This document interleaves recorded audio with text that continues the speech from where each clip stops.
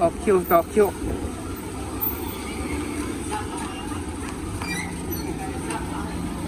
โอ้เล่นกันเลยเนาะสบายดีเมื่อทุกท่านที่เข้ามาติดตามรับชมเนาะทักทายสบายดีบรรยากาศตอน7 โมงเช้าทุกท่านอยู่ที่ปั๊มน้ำมันวังเวียงมื้อนี้ก็มาทาซื้อน้ำมันเนาะมื้อนี้วันที่25เดือนมีนา2026ทุกท่านก็มา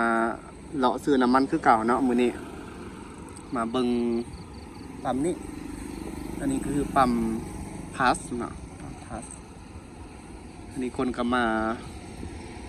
ทาซื้อน้ำมันนี่หลายเติบ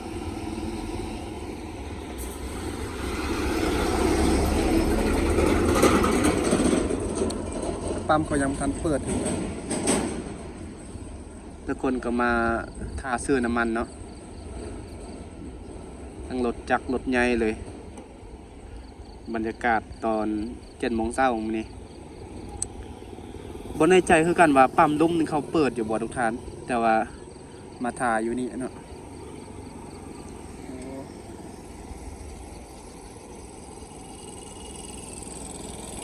รถนี่ก็ลายเด้มีแต่รถใหญ่แน่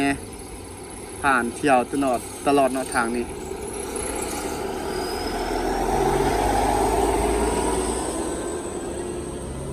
อันนี้รถจักรรถเก๋อีกอย่างนี้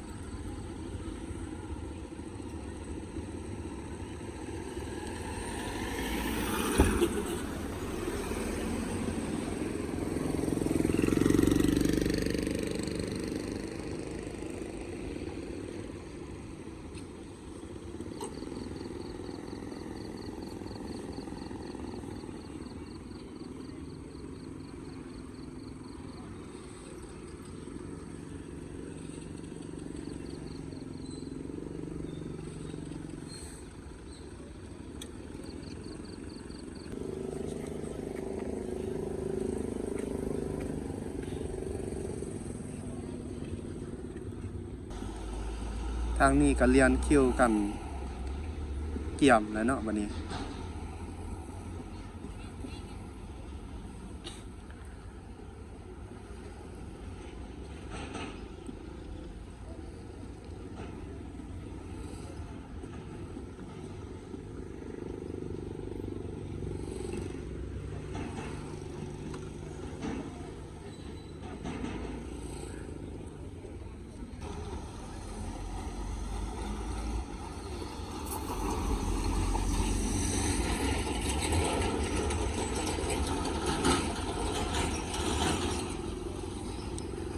เรียนคิวกัน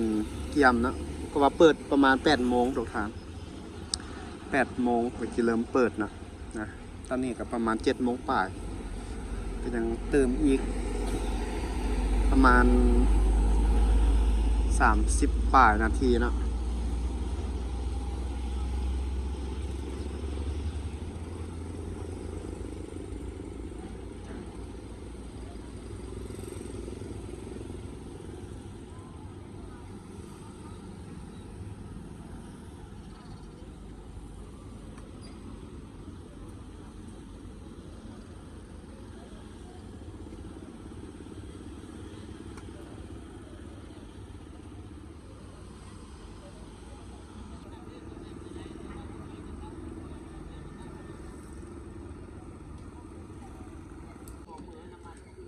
ปัญหาการทาซื้อน้ำมันนี่ก็ยังสืบต่ออยู่เด้อวังเวียงเอาเนาะ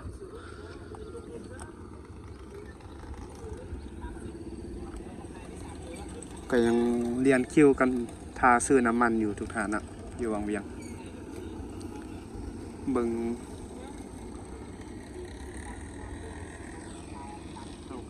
ซอก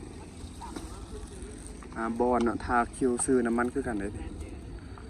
ก็จะเปิดเนาะ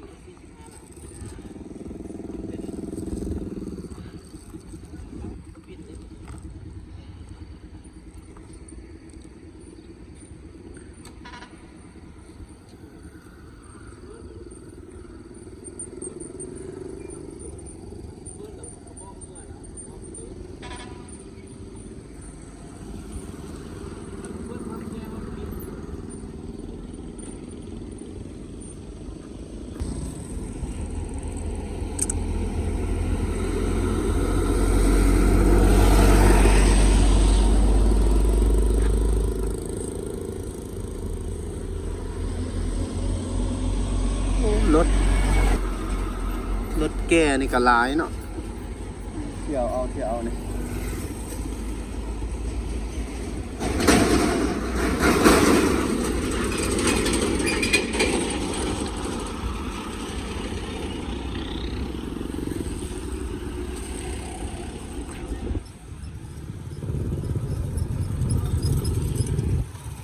เริ่มติดแล้วตอนนี้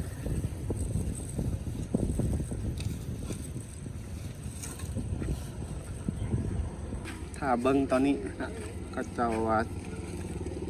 เตรียมจะเปิดแล้วสินะ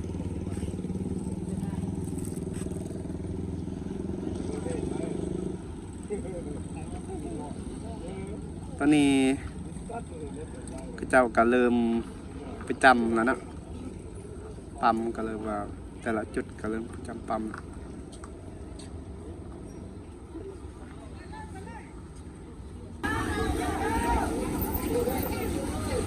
ต่อคิว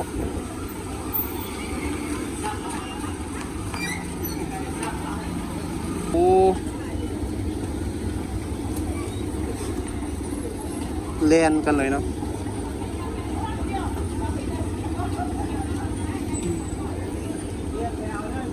ดูนี่คนก็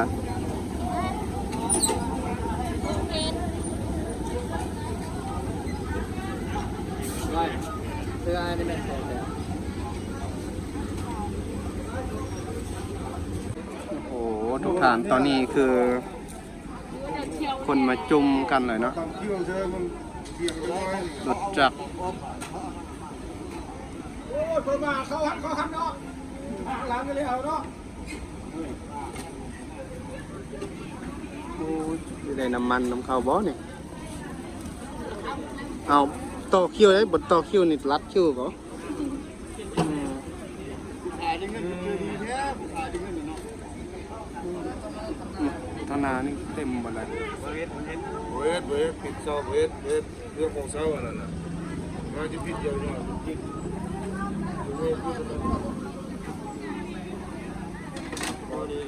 ปัญหาน้ำมันคนแห่ญาติกันซื้อน้ำมันก็ยังอันนั้นเด้อทุกท่านระวังเวียงท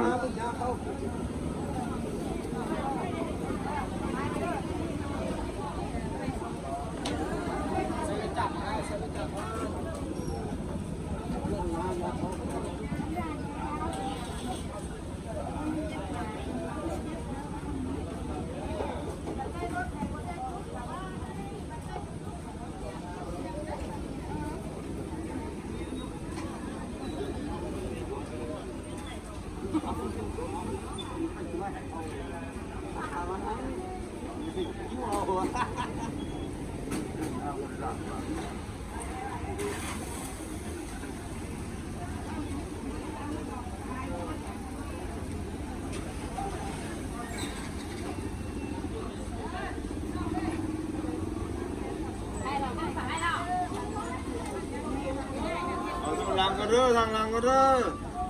เอาหน้าจะเผาเด้อ